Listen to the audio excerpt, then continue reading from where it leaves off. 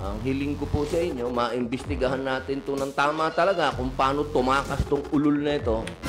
Hindi totoo yung EDSA. Ay, yung nagsinungaling ka sa kapulisan. Opo. May kaso rin yun. At eto na mga Lodi, paano nga po ba siya nakatakas?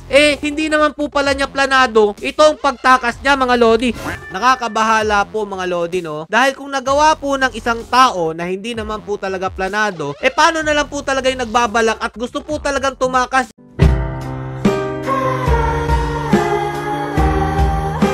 Yo, what's up mga Lods? It's Miguel Peps TV. Welcome back po sa ating YouTube channel at saka sa ating Facebook page.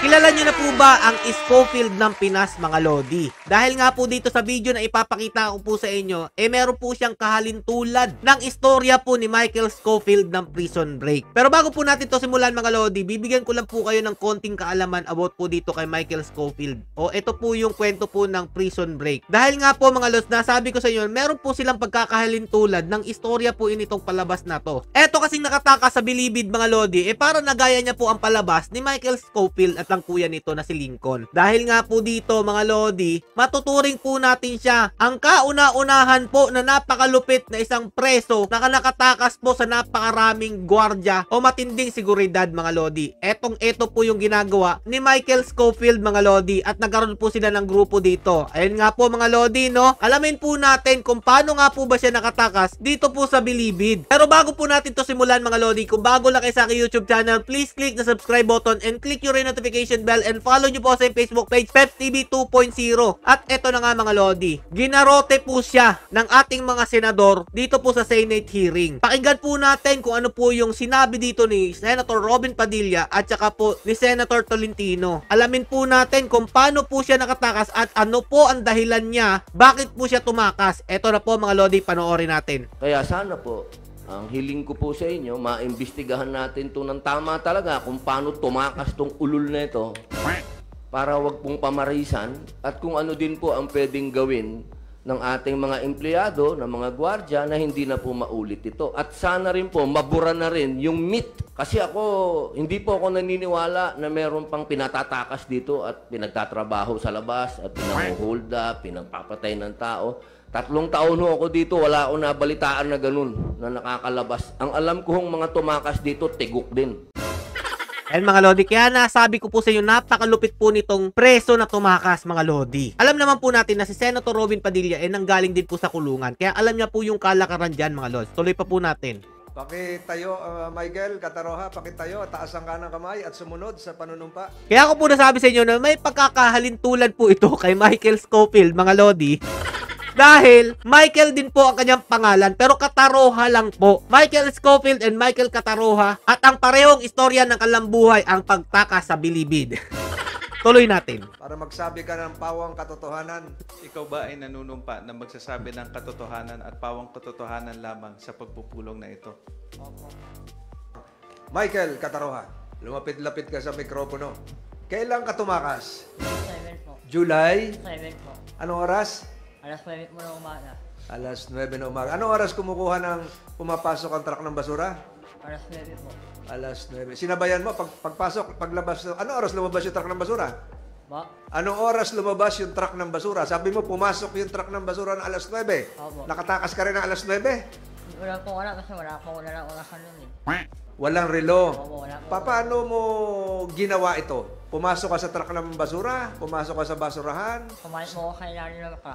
Sa ilalim ng truck, pumasok ka. Opo. Pinag-aralan mo na, nakasya ka dun sa ilalim ng truck. Wala nakakita sa'yo? Wala po. Wala. Kahit alam mo meron CCTV roon, wala. Wala po. Yung dinaanan ng truck, ganun kalayo mula dun sa sinakyan mo hanggang makalabas ka ng gate. Hindi ko alam siya eh. Paano mo nalaman nasa labas ka na? Marami na po sasakyan eh. Marami na traffic na, marami kang Opo. naririnig. Opo. Anong ginawa mo? Anong naririnig mo maraming sasakyan? Mamalap po ako sa sisi. C6. Paano mo nalaman C6 na yun? Doon po kami naman eh. Ayan mga Lodi, baka magtataka po kayo, nahihirapan po siya magsalita. Medyo may problema po siya sa kanyang bibig. Sa tingin ko, bungi po mga Lodi. Tuloy pa po natin. Sa C6. Pero kanina, sinabi mo kay Police Major Moratillo, binaybay mo ang EDSA. Malayo ang EDSA sa C6. Sasak po po ba eh. Hindi totoo yung EDSA. Hindi po eh. Ay, yung nagsinungaling ka sa kapulisan. Opo. May kaso rin yun. Alam mo? So, anong totoo? Sumakay ka, bumaba ka sa C6. Pagbaba mo ng C6, Doon po ako naglakad, pauwi po ako ng Antipolo. sumakay ka. Naglakad po. Naglakad ka pa uwing Antipolo. Opo. Binaybayb mo yung Laguna de Bay. Opo. Ba't mo nalaman na hanggang doon ba ang destinasyon ng truck? Yung una kasi doon po lumayo yung kalaki. Doon dumaan yung truck. Opo. Kakilala mo yung driver? Hindi po. Kakilala mo yung pahinante? Hindi rin po. Anong suot mo? Ganyan din? Nakaumad na po. Nakahubad ka, naka-shorts ka na lang. Opo. Tuloy ka na sa Angono. Kahit na polo po. Antipolo, tapos tinuloy mo ang Angono, hindi na. Hindi na po. Saan ka naman tumambay sa Antipolo? Kaot niyo po. Kaot niyo painaan. Ba't may kakilala ka ron? Wala po. So palakad-lakad ka doon, nakahubad ka lang. Nakalamit na po. Saan ka naman nakakuha ng damit? Kakaibigan po. May kaibigan ka doon. Sino yung kaibigan mo? Si Osme po. Ano yung PDL din dati? Hindi po. Ano yung kamag-anak mo, barkada mo? Kaibigan lang po.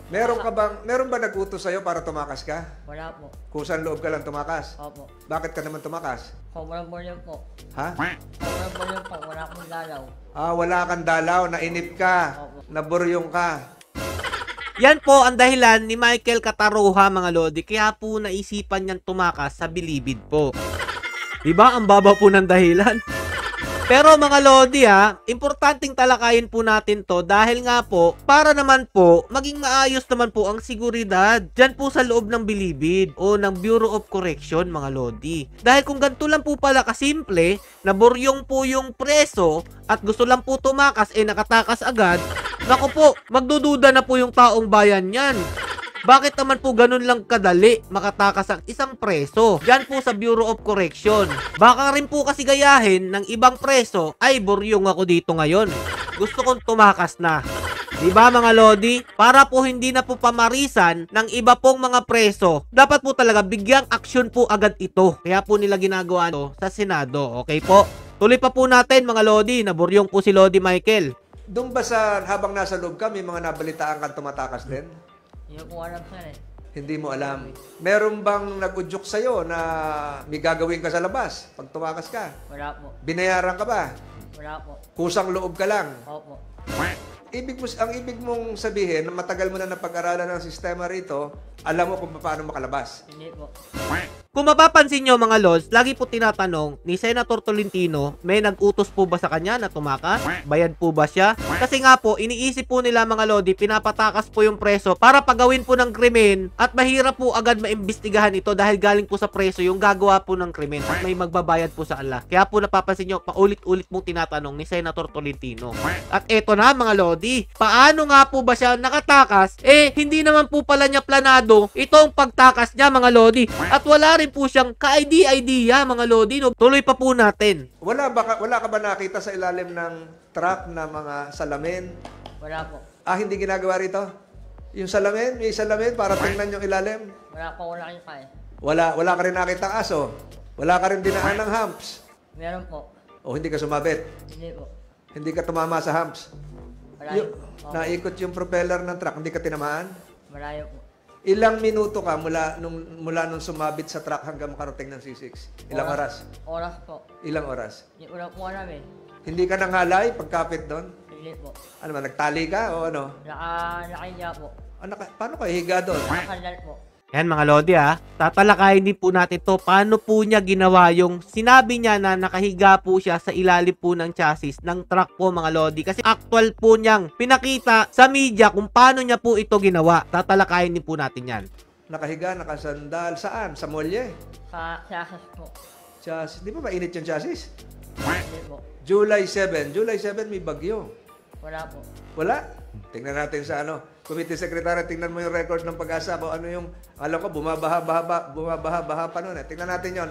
So mamaya, sasamahan mo ang committee ito. Ituro kung saan ka nagsimula hanggang saan ka makaalis.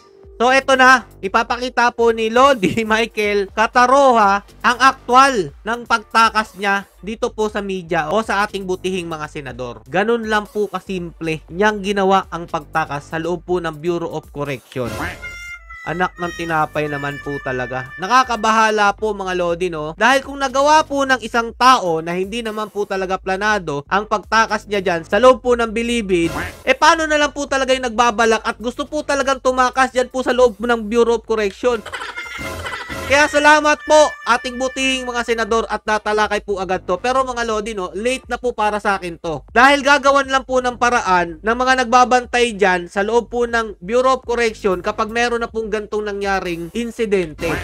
Kapag hindi pa po sila na boboljack, hindi po nila hihigpitan ang kanilang seguridad dyan.